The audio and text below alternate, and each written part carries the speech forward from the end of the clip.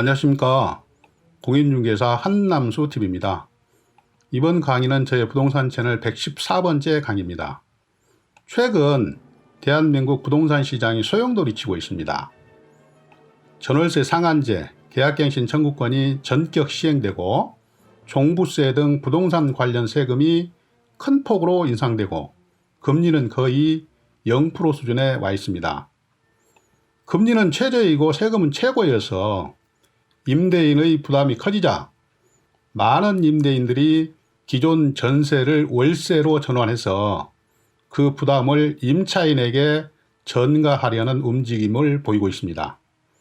그래서 정부 여당은 급격한 월세 전환을 막고 임차인의 부담을 줄이기 위해서 현재 4%인 전월세 전환율을 대폭 내리려는 법 개정을 추진하고 있습니다. 이번 강의에서는 전월세 전환율의 의의와 개정 방향 그리고 그 영향에 대해서 상세하게 분석해 드리겠습니다.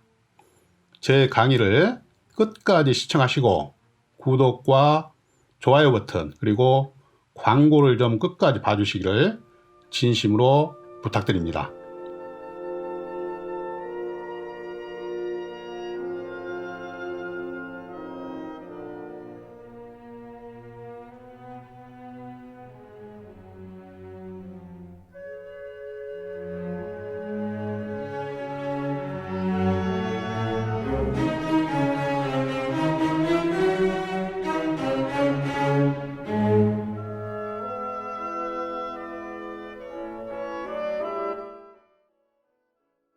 그러면 임차인의 부담을 줄여주기 위해서 지금 현재 국회에서 법 개정을 추진하고 있는 전월세 전환율의 내용에 대해서 다음과 같은 목차로 설명을 드리겠습니다.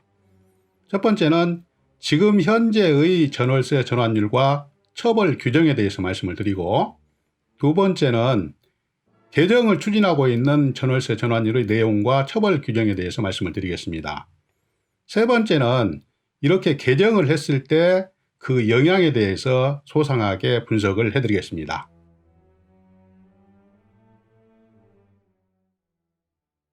이제 본론 설명을 드리겠습니다.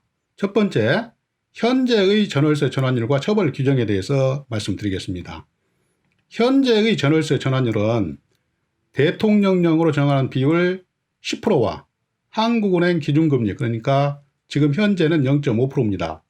한국은행 기준금리 플러스 3.5%를 한 4%, 이 두 개의 비율 중 낮은 비율인 4%가 지금 현재의 전월세 전환율입니다. 예를 들어서 설명을 드리면 전세 3억 원을 월세로 전환했을 때 월세가 얼마가 되는지 계산을 해보겠습니다. 전세 3억 원 곱하기 지금 현재의 전월세 전환율 4% 나누기 12개월 하면 전세 3억 원에 대한 월세는 100만 원이에요. 그리고 두 번째는 지금 현재 처벌 규정은 없습니다. 다음은 두 번째입니다. 지금 현재 적용되고 있는 전월세 전환율 4%는 임차인들에게는 과도한 부담이 되고, 반대로 임대인들에게는 4%라 하면 어느 정도 수익률이 보장이 되기 때문에 전세를 월세로 많이 전환을 할 것이다. 그러면서 임차인들은 상대적으로 부담이 많이 커질 것이다. 이런 경우를 방지하기 위해서 국회에서는 전월세 전환율을 확 개정을 하겠다는 얘기예요. 많이 내리겠다는 얘기입니다. 그 내용을 보시겠습니다. 국회에서 추진하고 있는 전월세 전환율은 시중은행의 대출 평균금리를 초과하지 못하도록 하겠다는 얘기입니다. 그 금리가 지금 현재는 2.67%입니다. 이 금리를 적용해서 전세 3억 원을 월세로 전환하면 66만 7,500원이 나옵니다. 4%를 적용했을 때는 100만 원이고 2.67%를 적용해서 월세를 산정하면 66만 7,500원으로 임차인들에게는 상당히 부담이 줄어든다는 얘기예요. 그래서 국회에서는 이렇게 법을 개정할 것으로 보입니다. 두 번째는 이 전월세 전환율, 새롭게 바뀐 전월세 전환율을 지키지 않았을 때는 2천만 원 이하의 과태료를 부과하겠다. 이렇게 처벌 규정도 만들겠다는 얘기입니다. 다음은 세 번째로 이렇게 전월세 전환율을 많이 인하시켰을 때 그 영향에 대해서 말씀을 드리겠습니다. 보시면 세입자 입장에서는 단기적으로는 월세 부담이 줄어들지만 장기적으로는 민간에서 공급되는 임대 물건의 감소로 임차주택이 줄어들기 때문에 양호한 임차주택을 찾기 힘들 수도 있다는 얘기예요. 왜냐하면 임대인들은 월세 수입이 적어지기 때문에 투자처를 다른 데로 돌린다. 그래서 임대주택의 공급이 줄어든다. 이런 얘기죠.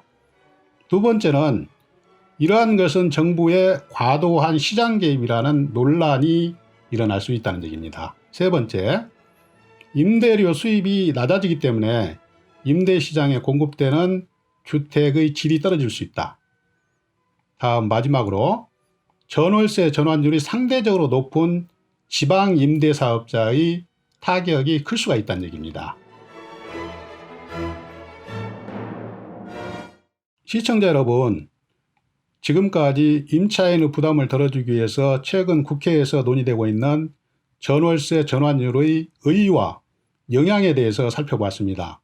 이 내용을 한마디로 요약해서 말씀을 드리면 월세는 은행 대출 이자율만큼만 받으라는 것이죠.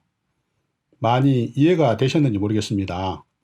저는 앞으로도 계속해서 부동산 관련 강의, 그러니까 임대차 보호법, 권리 분석 및 배당 사례, 유치권, 법정 지상권, 부동산 상식 및 시사, 그리고 부동산 금융 등에 대해서 알차게 강의를 준비해서 계속 여러분들을 찾아뵙도록 하겠습니다.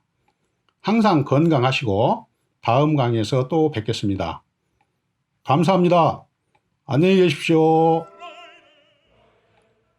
시청자 여러분, 잠깐만요.